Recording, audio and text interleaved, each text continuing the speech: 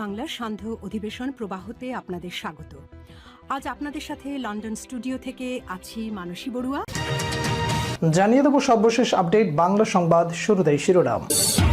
অবশেষে খোঁজ মিলল ওবায়দুল কাদেরের। একে একে খোঁজ মিলছে আওয়ামী লীগ নেতাদের। পালানো নিয়ে উঠেছে প্রশ্ন। আল জাজিরার অনুসন্ধান, সাবেক ভূমিমন্ত্রী সাইফুজ্জামানের এত সম্পত্তি, ব্রিটেনেই ৩৬০টি বাড়ি।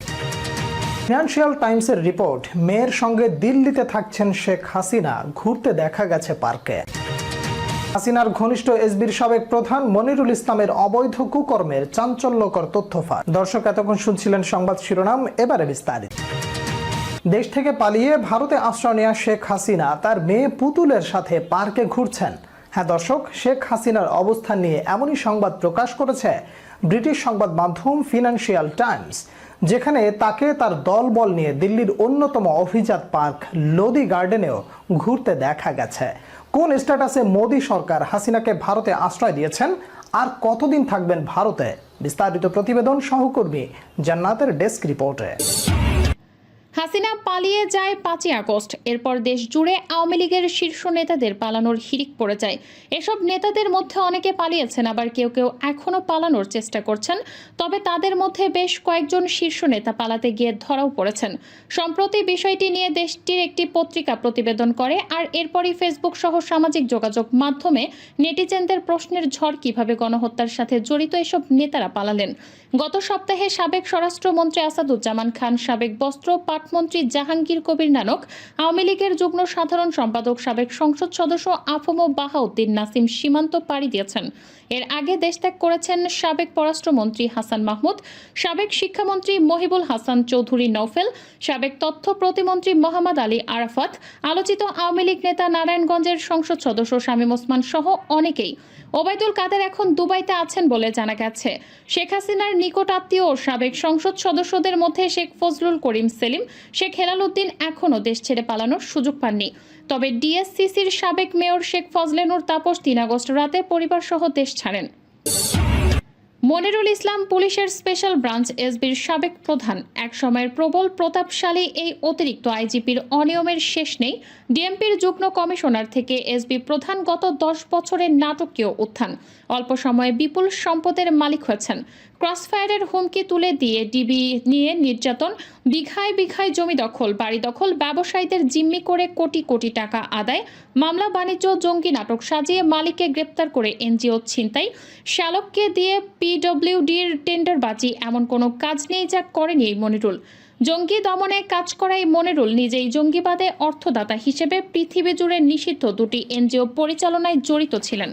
রোহিঙ্গাদের খাদ্য সহায়তা ও পুনর্বাসনের নামে 7 বছরে এই এনজিও মধ্যপ্রাচ্যের 2 দেশ থেকে হাজার হাজার কোটি টাকা অনুদান এনেছে।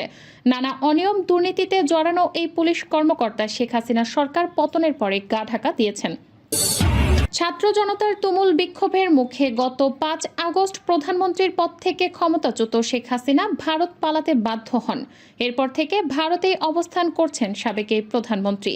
এমন পরিস্থিতিতে শেখ হাসিনার অবস্থান নিয়ে সংবাদ প্রকাশ করেছে ব্রিটিশ সংবাদ মাধ্যম ফাইন্যান্সিয়াল টাইমস। সংবাদ মাধ্যমটির পক্ষ থেকে বলা হয়েছে, ভারতের রাজধানী দিল্লিতে মেয়ের সঙ্গে থাকছেন শেখ হাসিনা। তাকে তার দলবল নিয়ে দিল্লির অন্যতম অভিজাত পার্ক লোদি গার্ডেনেও ঘুরতে দেখা গেছে। এছাড়া খবরে দাবি করা হয়েছে, শেখ হাসিনা ভারতীয় সরকারের একটি সেফ হাউসে রয়েছেন। তিনি তার মেয়ে সাইমা ওয়াজেদের সঙ্গেই থাকছেন। এদিকে বাংলাদেশের অন্তর্বর্তীকালীন সরকারের আইন, বিচার ও সংসদ বিষয়ক উপদেষ্টা আসিফ নজরুল ফাইন্যান্সিয়াল টাইমসকে বলেছেন, ভারতের সঙ্গে প্রত্যর্পণ চুক্তি অনুযায়ী আমরা তাকে বাংলাদেশের কাছে প্রত্যর্পণের দাবি জানাতে পারি। আপাতত আমরা আশা করি ভারত তাকে বাংলাদেশে অস্থিতিশীলতা ঘটাতে দেবে না, কারণ তিনি মিথ্যা ও ভুল তথ্য ছড়িয়ে দেওয়ার চেষ্টা করছেন। সাবেক প্রধানমন্ত্রী শেখ হাসিনার সঙ্গে ফোনে কথা বলার পর সেই অডিও ক্লিপ সামাজিক যোগাযোগ মাধ্যমে ছড়িয়ে দেয় যুক্তরাষ্ট্রের নিউ ইয়র্ক মহানগর Awami League Jackson Heights unit কমিটির সাধারণ সম্পাদক মোহাম্মদ তানভীর কায়সারকে বহিষ্কার করা হয়েছে। নিউ ইয়র্ক মহানগর আওয়ামী লীগের সভাপতি রফিকুর রহমান স্বাক্ষরিত এক লিখিত আদেশে তাকে বহিষ্কার করা হয়। রফিকুর রহমান জানান, গত 12 সেপ্টেম্বর আওয়ামী লীগের সভাপতি শেখ হাসিনার সঙ্গে ফোনালাপের পর তানভীর কায়সার সেই অডিও ক্লিপ সামাজিক যোগাযোগ মাধ্যমে ছড়িয়ে দিয়েছেন। এতে দলের সভাপতিকে হেয় করা হয়েছে। একজন দলীয় কর্মী হয়ে এমন অপরাধমূলক কর্মকাণ্ডে জড়িত ব্যক্তির দলে থাকার কোনো অধিকার নেই। তাই 16 সেপ্টেম্বর নিউ ইয়র্ক মহানগর আওয়ামী লীগের নেতাকর্মীদের সিদ্ধান্তে তাকে বহিষ্কার করা হয়েছে। জাতিসংঘের সাধারণ অধিবেশনের ফাঁকে বাংলাদেশের অন্তর্বর্তী সরকারের প্রধান উপদেষ্টা প্রফেসর ডক্টর মোহাম্মদ ইউনূসের সঙ্গে ভারতের প্রধানমন্ত্রী নরেন্দ্র মোদীর বৈঠকের সম্ভাবনা নেই বলে জানিয়েছে ভারতীয় গণমাধ্যম হিন্দুস্তান টাইমস। সংশ্লিষ্ট সূত্রের বরাতে বুধবার এ তথ্য দিয়েছে গণমাধ্যমটি।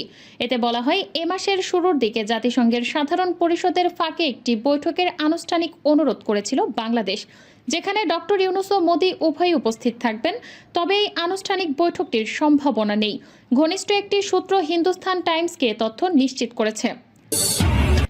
সাবেক ভূমিমন্ত্রী সাইফুজ্জামান চৌধুরী এর এত সম্পদ, হিসাব কষলে চোখ কপালে উঠে যায়। তবে তার এর সম্পদের বেশিরভাগই বিদেশে। সেখানে তিনি নিজের মতো করে বিশাল সম্পদের সাম্রাজ্য গড়ে তুলেছেন। শুধু ব্রিটেনেই আছে তার 360টি বাড়ি, তার মধ্যে বেশিরভাগই কিনেছেন নির্মাতা প্রতিষ্ঠান বার্কলি গ্রুপের মতো গ্রুপের কাছ থেকে। আল জাজিরার এক অনুসন্ধানে এসব তথ্য বেরিয়ে এসেছে। এতে হিসাব কষে দেখা গেছে বর্তমানে ওইসব বাড়ির বাজার মূল্য $32 কোটি। বাংলাদেশি টাকায় এর পরিমাণ 3,824 কোটি টাকারও বেশি।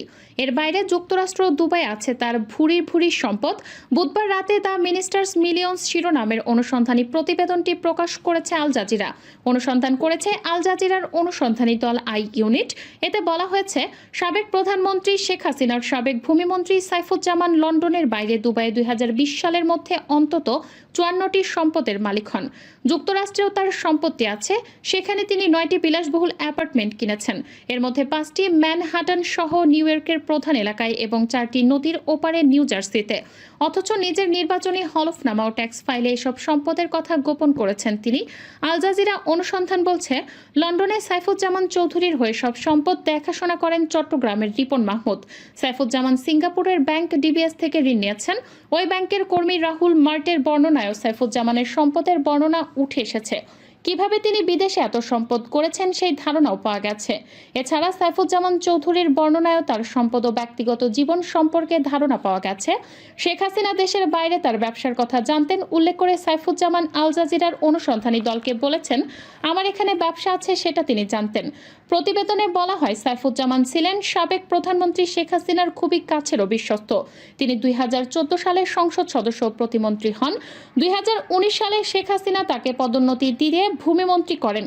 সাইফুজ্জামান ও আল জাজিরাকে বলেছেন, আমার বাবা প্রধানমন্ত্রীর খুবই ঘনিষ্ঠ ছিলেন। আল জাজিরার অনুসন্ধানী দলের কাছে বাংলাদেশের সাবেক ভূমিমন্ত্রী সাইফুজ্জামান তার বিলাসী জীবনের গল্প করেছেন। সেখানে নিজের জুতার বর্ণনা দিতে গিয়ে তিনি বলেন, এটা টেইলর মেডের জুতা। আমি হেডসেরও কাস্টম মেড জুতা অর্ডার দিয়েছি। এটি তৈরি হতে 4 মাস সময় লাগে। আমি কিনেছি প্রতিটি 3,000 পাউন্ডের বেশি দিয়ে। এই বিশেষ জুতা তৈরির বিষয়ে সাইফুজ্জামান বলেন, এগুলো উট পাখি ও কুমিরের বুকের চামড়া দিয়ে তৈরি জুতা। সম্পূর্ণ বুকের চামড়া দিয়ে তৈরি জুতাগুলোর দাম 6,000 পাউন্ড।